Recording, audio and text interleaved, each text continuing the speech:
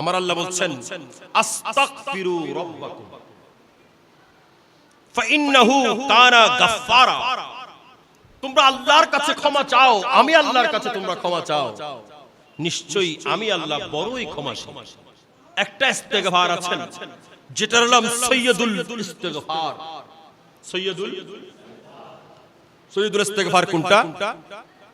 হযরত Shaddad বিন আওস রাদিয়াল্লাহু তাআলা বলছেন আনিন নবী সাল্লাল্লাহু আলাইহি ওয়াসাল্লাম সৈয়দুল ইস্তেগফারে আন তাকুলু আল্লাহুম্মা, সবাই বলি আল্লাহুম্মা আনতা রাব্বি লা ইলাহা ইল্লা আনতা খলাকতানি ওয়া আনা আবদুকা ওয়া আনা আলা আহাদিকা ওয়া ওয়া'দিকা মাসতাতা'তু আউযু বিকা মিন শাররি মা সানাতু আবু লাকা বিনি'মাতিকা আলাইয়া ওয়া আবু বিযামবি ফাগফিরলি ফাইন্নাহু লা ইয়াগফিরুয যুনুবা ইল্লা আনতা ইয়া রাব্বাল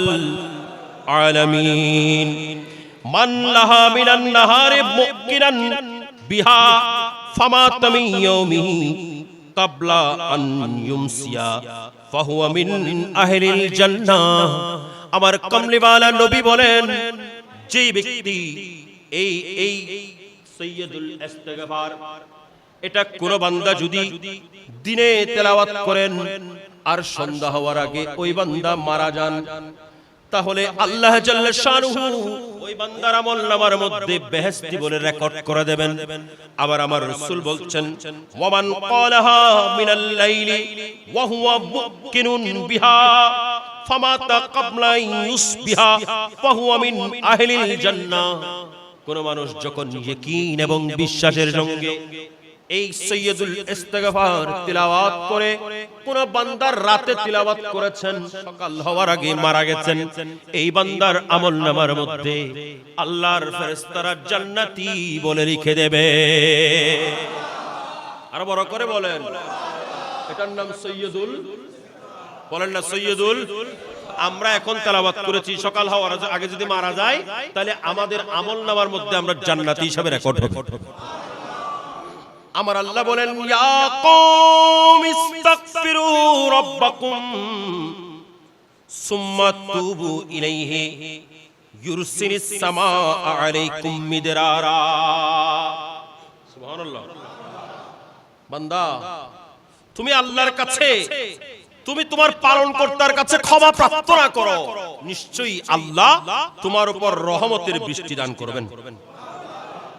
হযরতে মুসা কালিমুল্লাহর জমানায়, ওনার সময়কালে একবার অনাবৃষ্টি হলো, একদম বৃষ্টি হয় না। অনাবৃষ্টির কারণে পশু পাখি, বয়ল বকরি এগুলো শুকিয়ে মারা যাচ্ছে, জমিন ফেটে চৌচির হয়ে গেছে, জমিনের মধ্যে ফসলাদি হয় না। মানুষ অনাবৃষ্টির কারণে, খরা রোদের কারণে মানুষ মারা যাচ্ছেন। হযরতে মুসা কালিমুল্লাহ আলা নবী আলাইহিস সালাম মানুষজনকে নিয়ে সবাইকে জড়ো করে আল্লাহর দরবারে দোয়া করতেছেন। আল্লাহর দরবারে দোয়া করতেছেন, অনেক দোয়া করেন। দোয়া করতে করতে করতে করতে মুসা কালিমুল্লাহ মানে হলো মুসা কালিমুল্লাহ, আল্লাহর সঙ্গে যিনি কথা বলতেন। বড় করে হন আল্লাহর সঙ্গে। আমরা যখন কোন মন্ত্রীর সঙ্গে কথা বলতে পারি তাহলে আমরা মনে করি অনেক দামি মানুষ হয়ে গেছে, ঠিক না? ঠিক। আর মুসা কালিমুল্লাহ কার সঙ্গে কথা বলতেন? যিনি আহকামুল হাকিমিন, ওনার সঙ্গে কথা বলতেন। সুবহানাল্লাহ। মুসা কালিমুল্লাহকে ডাক দিয়ে বলেন, এ মুসা, তুমি যে দলটা নিয়ে আমি আল্লাহর দরবারে দোয়া করতেছো, এই দলের মধ্যে একজন মানুষ আছেন যিনি 40 বছর লাগাতার আমি আল্লাহর নাফরমানির মধ্যে নিমজ্জিত। বড় করে নাউজুবিল্লাহ, একটু বড় করে। এ মুসা কালিমুল্লাহ, ওই বান্দাকে তুমি বের করে দাও। ওই বান্দাকে বের করে দিলে আমি আল্লাহ তোমাদের মধ্যে বৃষ্টি নাজিল করব। আরো বড় করে বলেন।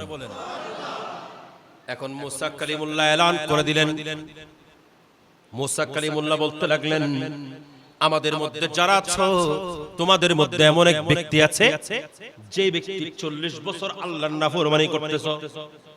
এ বান্দা, তোমাকে আমি অনুরোধ করতেছি, তুমি এখান থেকে সরে যাও, চলে যাও, তুমি এখান থেকে চলে যাও, নাইলে আল্লাহ আমাদের মধ্যে বৃষ্টি নাজিল করবে না।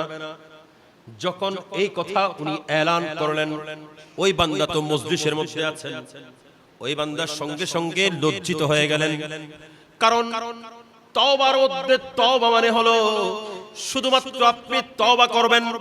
মুরগি যেমন বাথরুমের ময়লা খাওয়ার পরে পাখা দিয়ে বাড়ি দিয়ে দিয়ে ঝেড়ে ফেলে, এটার নাম তওবা নয়, এটার নাম মাতন, এটার নাম তওবা নয়। সারাদিন আপনি মিথ্যা গীবত করেছেন, চুগলি করেছেন, আপনি খারাপ কাজের মধ্যে লিপ্ত ছিলেন, আপনি এসে রাত্রিবেলা তওবা তওবা তওবা বলে, এটার নাম তওবা, এটার নাম তওবা। ইমাম গাজ্জালি বলতেছেন তওবার রুকন কয়টি? 4টি। কি কি? 1 নাম্বার সংগঠিত গুনাহের কারণে লজ্জিত হওয়া। আপনি যে গুনাহ করেছেন এই কারণে আপনি লজ্জিত হয়ে যাওয়া। 2 নাম্বার ওই গুনাহ তাৎক্ষণিকভাবে পরিত্যাগ করা, ওই গুনাহ সঙ্গে সঙ্গে ছেড়ে দেয়া। 3 নাম্বার হলো ভবিষ্যতে ওই গুনাহ থেকে বেঁচে থাকার প্রতিজ্ঞা করা। আমার কথা বুঝতেছেন? ভবিষ্যতে ওই গুনাহ থেকে বেঁচে থাকার প্রতিজ্ঞা করা। 4 নাম্বার যথাসম্ভব ওই গুনাহ যেটা করেছেন এটা তদারকি করে এটা এই জিনিসের ক্ষতিপূরণ দেয়া। যেমন নামাজ তরক করেছেন, নামাজ তরক করেছেন, নামাজ ছুটে গেছেন, আপনি এই নামাজের কজা দিতে হবে। আমার কথা বুঝতেছেন? যাকাত দেন নাই, বুঝে আসে নাই, দেন নাই, এখন বুঝে এসেছে যাকাত দিয়ে দিন, এটার নাম হলো তওবা, এটার নাম তওবা।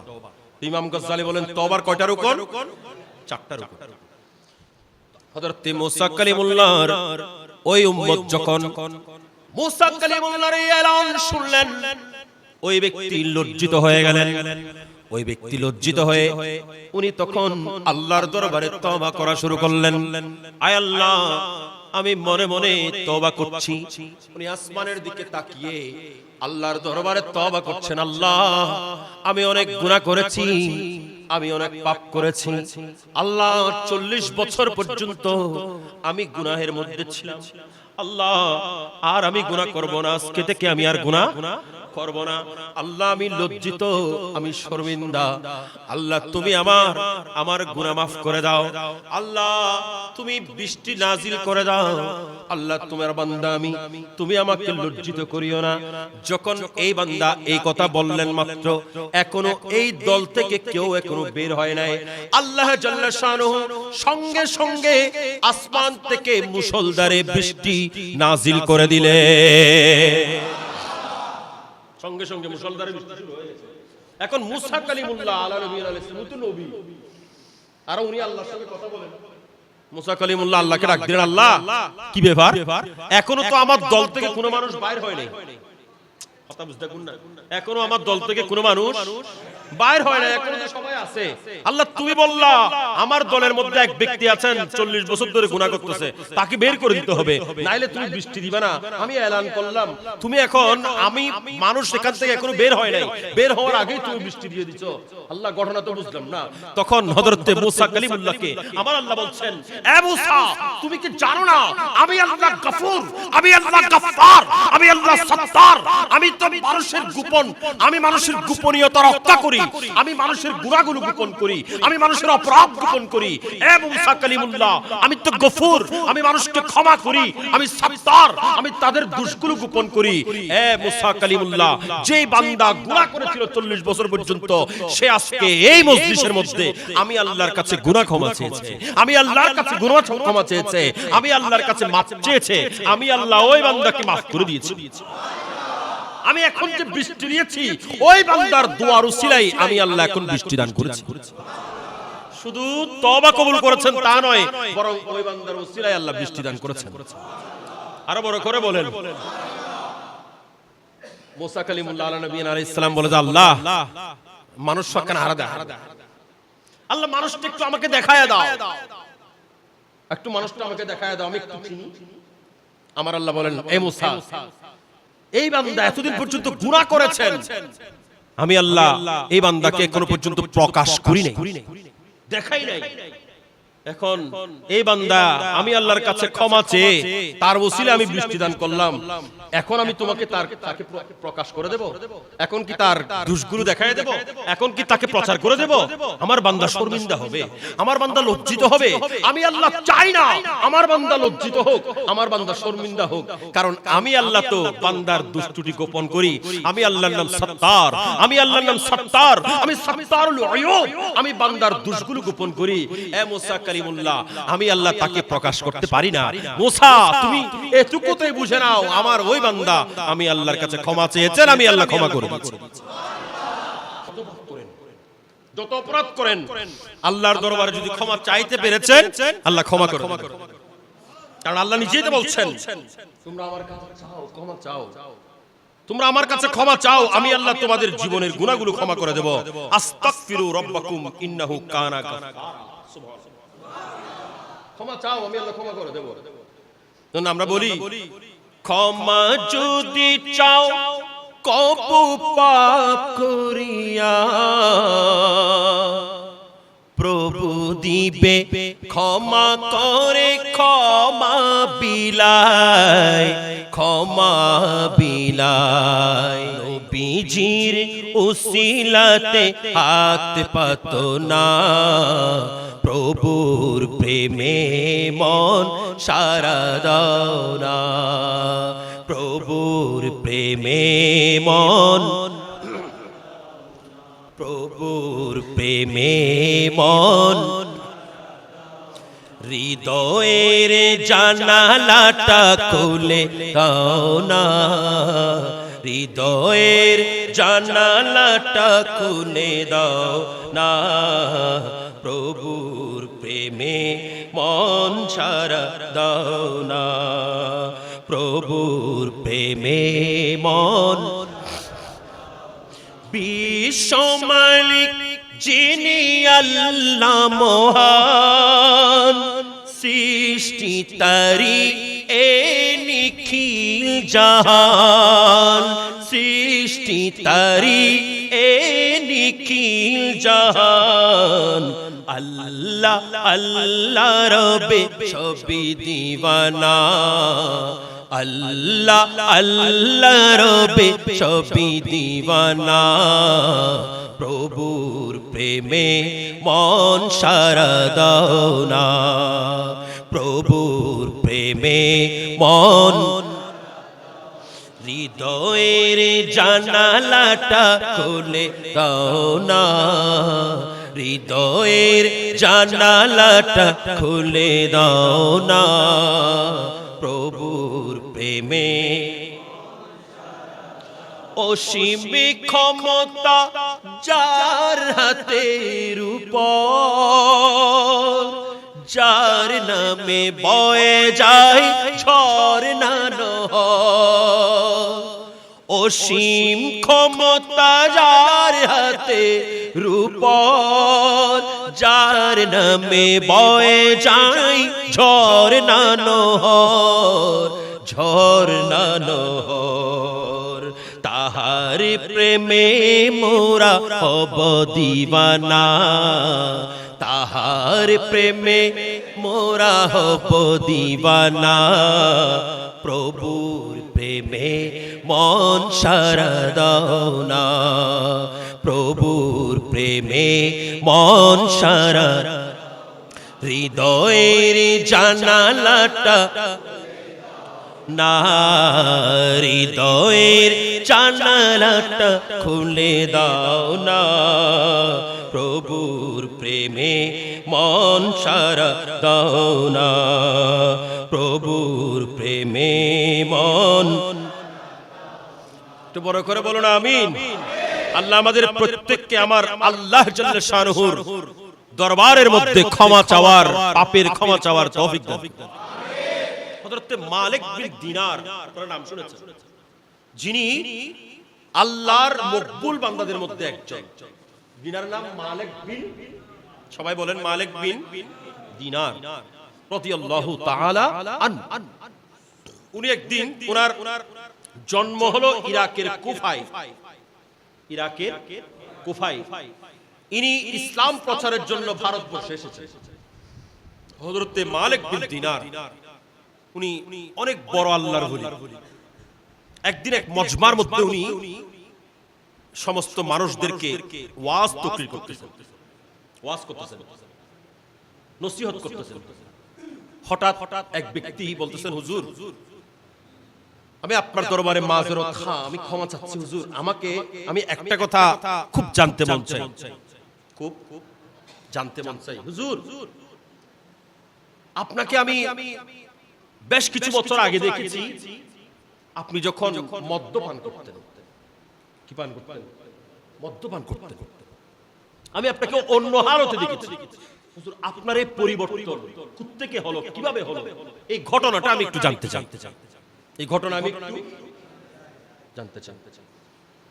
হযরত মালিক বিন দিনার রাদিয়াল্লাহু তাআলা এই কথা শুনে মাত্র চোখের পানি ছেড়ে দিয়েছেন।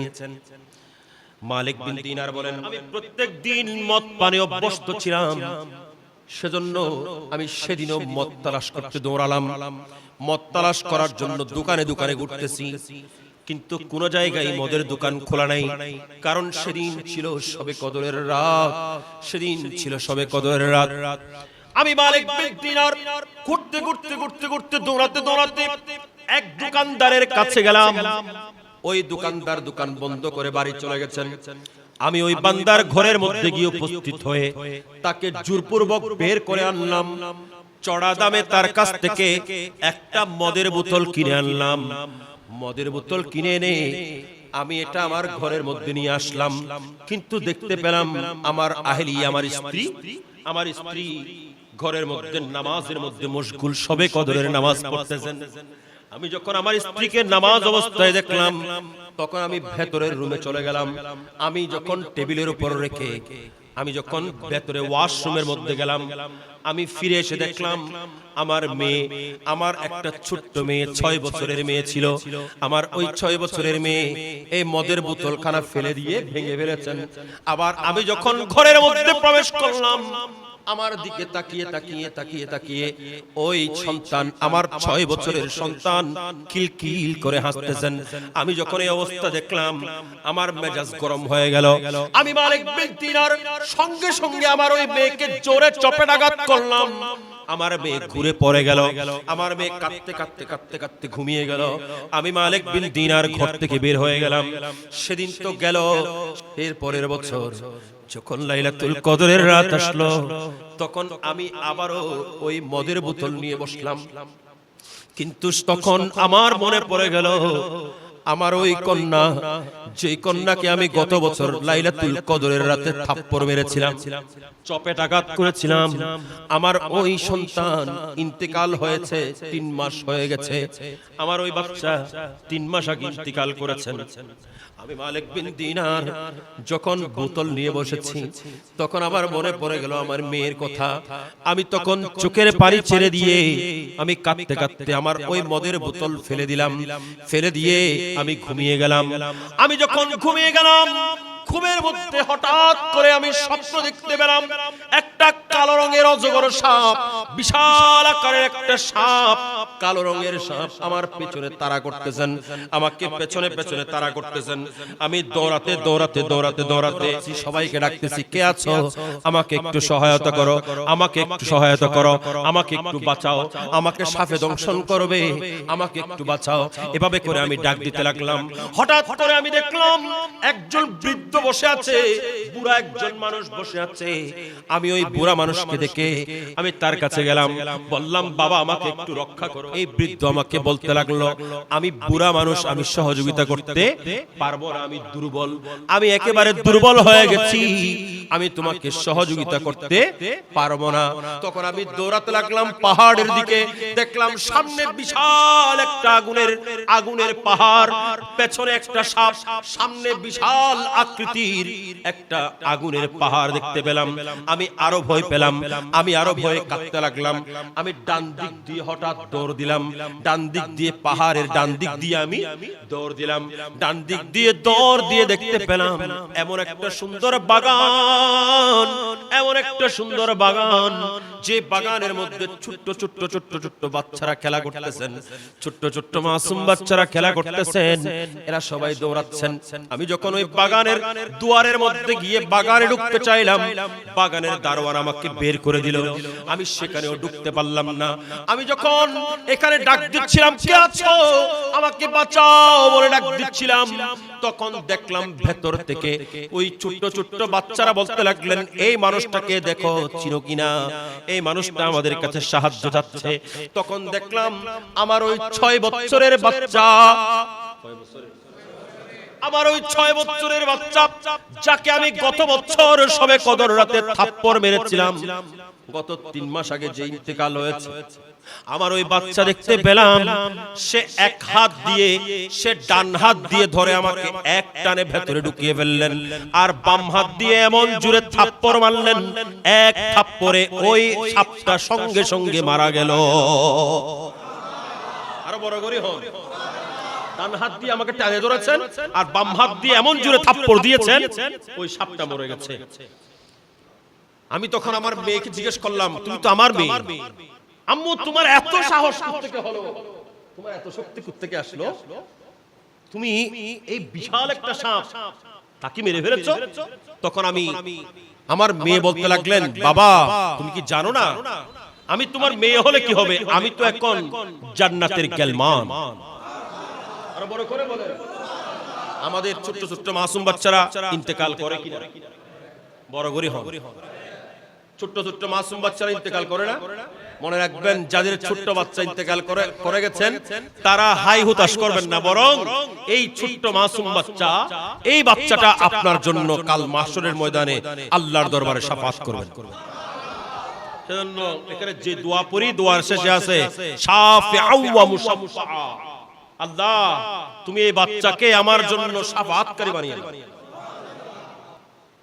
হযরত মালিক বিন দিনার বলেন, আমার ওই সন্তান, আমার এই মেয়ে বলতে লাগলেন, বাবা আমি তো এখন জান্নাতের গেলমান হয়ে গেছি, বাবা সেজন্য আমার এই শক্তি আছে, আমি সাপকে মেরে ফেলতে পেরেছি। বাবা জেনে নাও, এটা কোনো সাপ ছিল না, বাবা এটা তোমার নফস, তোমার নফস বেশি শক্তিশালী হওয়ার কারণে তুমি যে পথের মধ্যে দেখেছো একজন বৃদ্ধ দাঁড়িয়ে আছে, যাকে তুমি সহযোগিতার জন্য হাত বাড়িয়ে দিতে ডাক দিয়েছিলে, ওই বৃদ্ধ তোমাকে সহযোগিতা করতে পারে নাই, কারণ ওই বৃদ্ধ ছিল তোমার ঈমান, ওই বৃদ্ধ ছিল তোমার কল্প, তোমার কল্প একেবারে দুর্বল হয়ে গেছে, তোমার ঈমান একেবারে দুর্বল হয়ে গেছে, সেজন্য ওই বৃদ্ধ তোমাকে সহযোগিতা করতে পারে নাই। আর যে সাপটা তোমার পিছু করেছেন সেটা হলো তোমার নফস, যেহেতু এই নফস বেশি শক্তিশালী হয়ে গেছে, সেজন্য এই নফস তোমাকে তাড়া করেছে। ও আমার বাবা, তোমাকে আজকে থেকে সবকিছু ভুলে তুমি আল্লাহর প্রেমের মধ্যে মশগুল হয়ে যাও। আরো বড় করে বলেন, তুমি আল্লাহর প্রেমের মধ্যে মশগুল হয়ে যাও, আল্লাহর প্রেমের মধ্যে নিজেকে তুমি জড়িয়ে নাও, তুমি আল্লাহর জিকিরের মধ্যে মশগুল হয়ে যাও। আপনাদের খেদমত এই ঘটনা থেকে আহ্বান, আমাদের কেউ আল্লাহর প্রেমে মশগুল হওয়া দরকার আছে, আল্লাহর জিকিরে মশগুল হওয়া দরকার আছে কি নাই? আমরা বলি, এসো আল্লাহ আল্লাহ আল্লাহ হরদম জিকির করি সবাই, আল্লাহ আল্লাহ আল্লাহ লা ইলাহা ইল্লাল্লাহ, আল্লাহ আল্লাহ আল্লাহ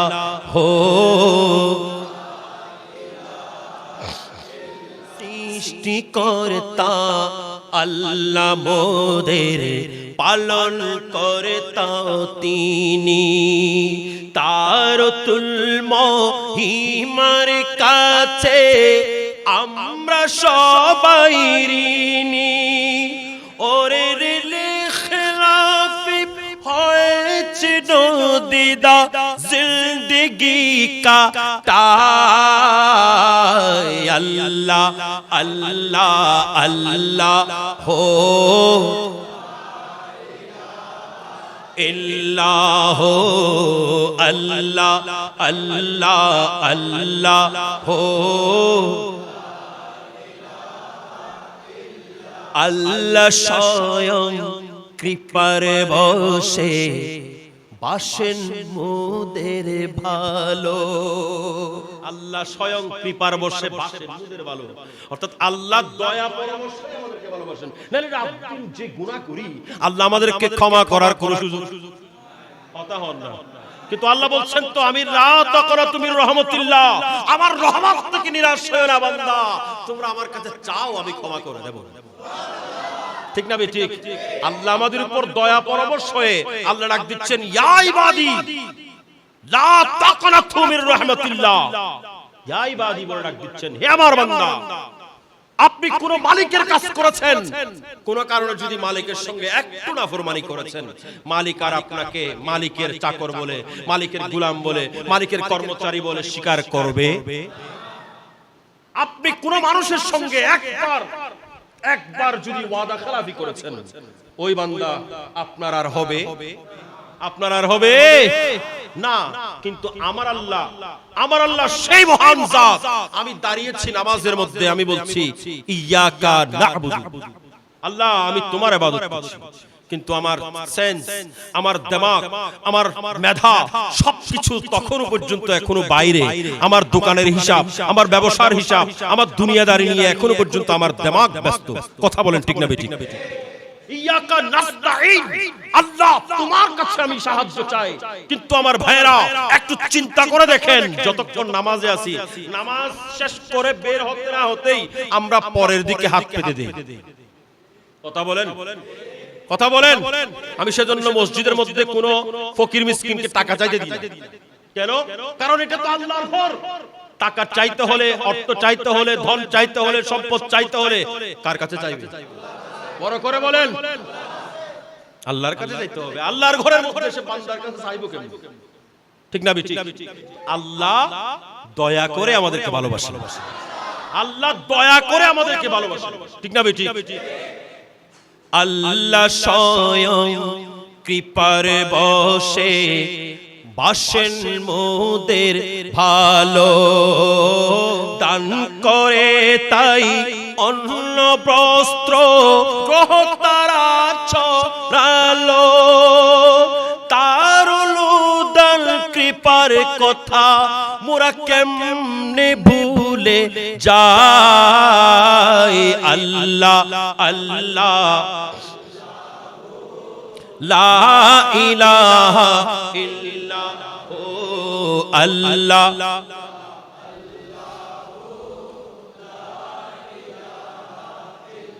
একটু বড় করে বলেন সুবহানাল্লাহ। আমাদের প্রত্যেকের হাজিরি উপস্থিতি কবুল করুন। আমি যেই কথাগুলো বলেছি এগুলো আমাদের অন্তরের মধ্যে গেঁথে নেওয়ার আল্লাহ তৌফিক দান করুন।